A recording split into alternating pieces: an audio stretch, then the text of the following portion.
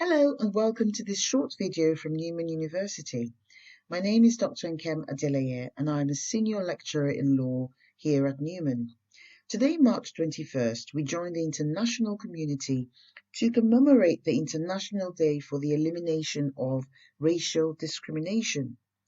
All of this is in harmony with the spirit of the United Nations General Assembly that all human beings are born free and equal in dignity and rights and have the potential to contribute constructively to the development and well-being of their societies.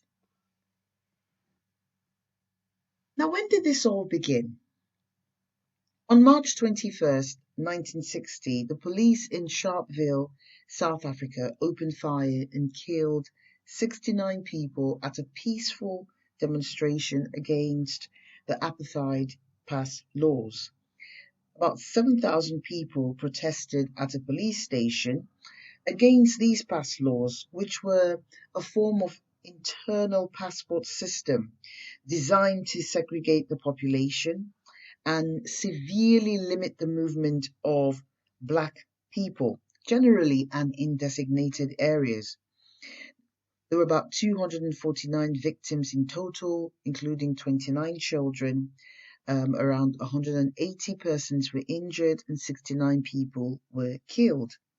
And since then, March 21st has been observed as the International Day for the Elimination of Racial Discrimination. Now, in South Africa, 21st March is celebrated as a public holiday in honor of human rights and to mark the Sharpeville massacre. 19 years after the incident, the General Assembly adopted what it referred to as a program of activities to be undertaken for a week to combat racism and racial discrimination. And they agreed that from the 21st, this will be organized annually in all states. Now, the apartheid system in South Africa has since been demolished. Racist laws and practices have been abolished in many countries. The UN have built an international framework for fighting racism, and they've even created an international convention known as the International Convention on Elimination of Racial Discrimination, which is one international convention that's nearing universal ratification. However, in many regions, millions of people, communities and societies still suffer from racial discrimination, and these result in grave injustices. Now, last year, the theme for March 21st was Youth Standing Up Against Racism. And we saw mass protests and activism against racism following the George Floyd murder and the Black Lives Matter movement. We saw an estimated 26 million people from across the globe protest against incidents of police brutality, racially motivated violence, and discrimination against Black people.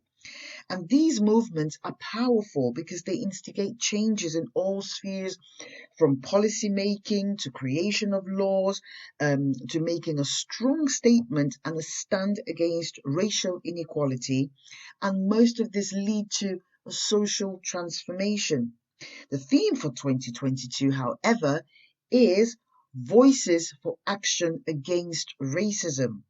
And this edition aims at highlighting the importance of strengthening meaningful and safe public participation and representation in all areas of decision making to prevent and combat racial discrimination. Now, this shows the importance and of the full respect for the rights of freedom of expression, peaceful assembly, and of protecting the civic space. And this is meant to empower and encourage young people and everyone to lend their voices against racism.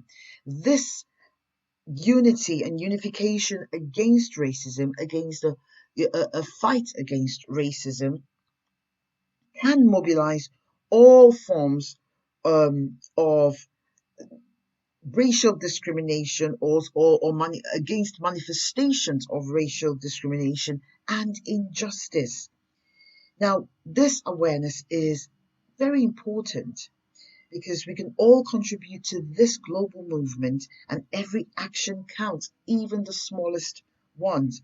Now, recently in the UK, we might be aware of an event which raised questions around racial discrimination, and that was that of a 15-year-old black girl who was strip searched by officers in her school without parental consent and in the knowledge that she was menstruating. Now, there have been questions about whether this child would have been subjected to this extent of intrusive strip search by two police officers if she were a white 15-year-old.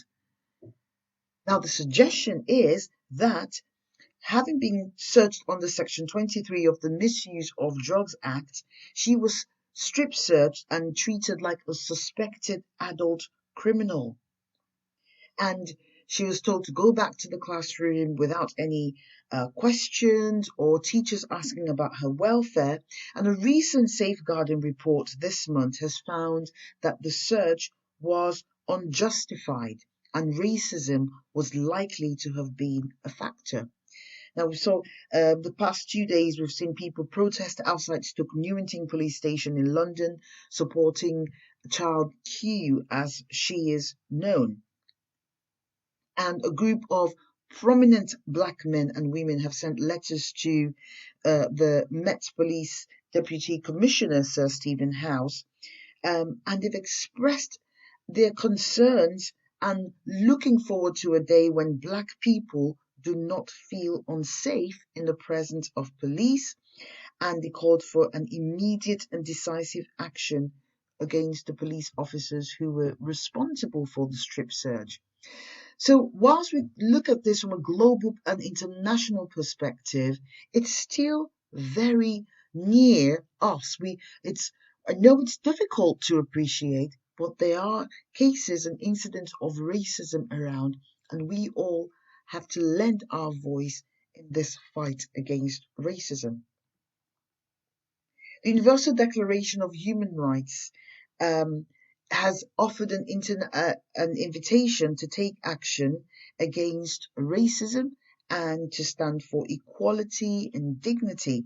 And if you're interested in standing up against racism, you can go on that website and add your photo, and you can spread the hashtag Stand Up for Human Rights. So far, about over 10,000 photos have been posted on this. If you want, you can do that. Otherwise, here at Newman University, we offer a range of modules as part of our law degree, and we offer criminology and policing as well. But here at Newman, we're happy to speak to you if you would like to know more about our law degree and other degrees that we offer. Give us a shout on the website, or you can call the number on the screen and follow us on any of our social media platforms. We look forward to hearing from you. Thank you.